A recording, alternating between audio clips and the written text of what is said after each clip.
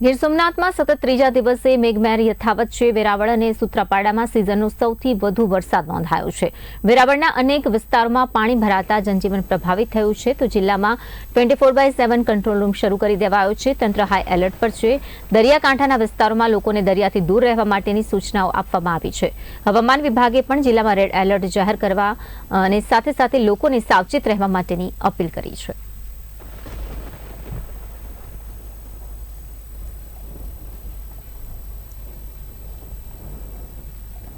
માહિતી સાથે જોડાઈ રહ્યા છે સંવાદદાતા ઝુબેર જણાવશો કે જે પ્રકારે વરસાદ વરસી રહ્યો છે, ખાસ કરીને વેરાવળના અનેક વિસ્તારોમાં ભારે વરસાદ નોંધાયો છે, શું પરિસ્થિતિ છે હાલની અને ખાસ કામગીરીને લઈને, સતર્કતાને લઈને તંત્ર તરફથી શું કહેવું છે?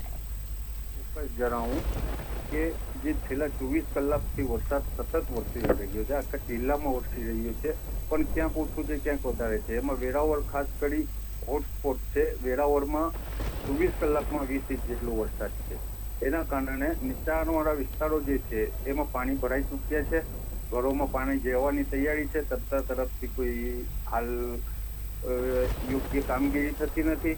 નગરસેવકોનું આવી પરિસ્થિતિમાં ગેરહાજર હોવું તે ક્યાંક ને ક્યાંક લોકોમાં રોષ પેદા કરે છે અને વધુ પરિસ્થિતિ રાત્રે જો વરસાદ આવી જ પ્રમાણમાં ચાલુ રહેશે તો વધુ વિકટ બનશે તેવું અનુમાન અને ભય સેવાઈ રહ્યો છે।